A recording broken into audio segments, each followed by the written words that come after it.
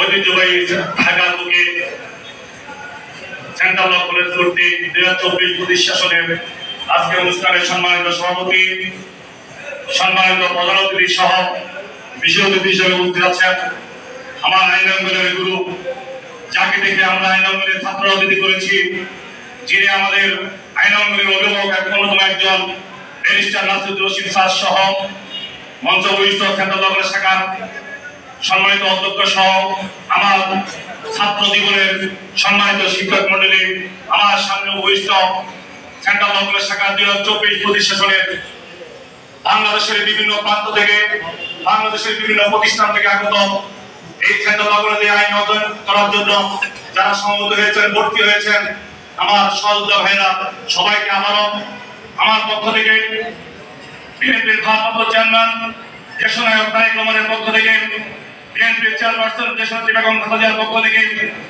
এবং এই ছাত্র জনতার বিপ্লবের মাধ্যমে এই স্বাধীন বাংলাদেশে আপনাদেরকে আমার ব্যক্তিগত পক্ষ থেকে এবং বাংলাদেশ জাতীয়তাবাদী ছাত্র ফোরাম কেন্দ্রীয় সংসদের পক্ষ থেকে আন্তরিক শুভেচ্ছা ও অভিনন্দন।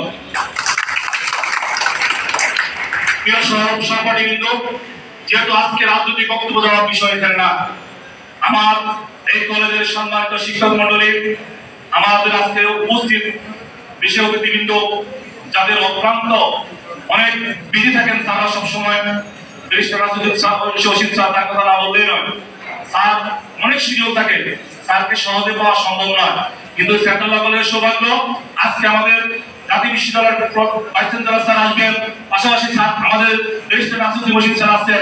এটা আমাদের সেন্ট্রাল ল কলেজ শাখার পক্ষ থেকে 2024-25 জন্য গর্বের বিষয়। বন্ধুরা আমার, আপনারা এখনো হয়তো বুঝতে পারছেন কিনা জানি না, আগামী দিনে বুঝবেন ব্যারিস্টার নাসিরুদ্দিন রশিদ সাহেব কি জিনিস। এখানে যারা রয়েছেন সম্মানিত নেতৃবৃন্দ, অনেক গুণী ব্যক্তিত্ব রয়েছেন।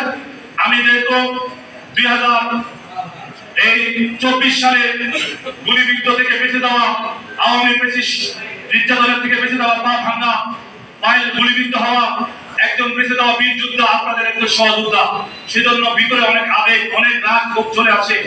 যেহেতু দীর্ঘ 15 বছর আমরা এই কলেজে কখনো নবীনবরণ করতে পারি নাই, যেহেতু দীর্ঘদিন আমার এই কলেজের বন্ধুরা আমরা বিএনপির পক্ষ থেকে, দেশনায়ক তারেক রহমানের পক্ষ থেকে, খালেদা জিয়ার পক্ষ থেকে কখনো সালাম জানাতে আসতে পারি নাই। আমি এই কলেজে এই নবীনদেরকে ফুল দিতে গিয়ে, নবীনদেরকে আমার দেশনায়ক তারেক রহমানের পক্ষ থেকে সালাম জানাতে গিয়ে এই কলেজের কর্তৃপক্ষ এখানে রয়েছেন, আমি বলতে যাচ্ছি না, আমি আমার সমস্ত পদক্ষেপ নিব ইনশাআল্লাহ।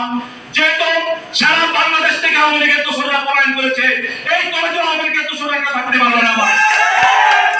আমাকে 3 থানার পুলিশ দিয়ে গ্রেপ্তার করা হয়েছে, সারা রাত আমাকে রমনা মডেল থানা নির্যাতন করা হয়েছে, নামাজ পড়তে দেয়নি, আমাকে ঘুমাতে দেয়নি, রাতে বাড়ি বন্ধ পান করতে দেয়নি।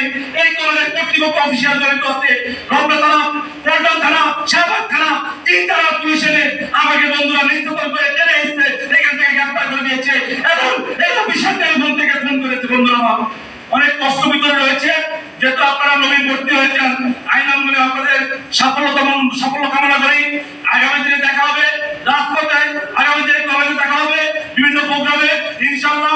আমি আমার কেন্দ্রীয় কমিটির পক্ষ থেকে, আইন চট্টগ্রামের পক্ষ থেকে, আমার এই কলেজের দাবি কলেজের ছাত্র, সাবেক ছাত্র হিসাবে আপনাদের কাছে আন্তরিক ধন্যবাদ মোবারকবাদ জানিয়ে আমার বক্তব্য শেষ করছি। আল্লাহ হাফেজ। বাংলাদেশ জিন্দাবাদ, বাংলাদেশ জাতীয়তাবাদী আইন ছাত্র ফোরাম কেন্দ্রীয় সংসদ জিন্দাবাদ, বিএনপির ভারপ্রাপ্ত চেয়ারম্যান জনাব তারেক রহমান জিন্দাবাদ, বিএনপির চেয়ারপারসন দেশনেত্রী বেগম খালেদা জিয়া জিন্দাবাদ, বাংলাদেশের বদলীয় গণতন্ত্রের প্রবক্তা বাংলার রাখাল রাজা শহীদ প্রেসিডেন্ট জিয়া রহমান অমর হোক, অমর হোক। আসসালামু আলাইকুম।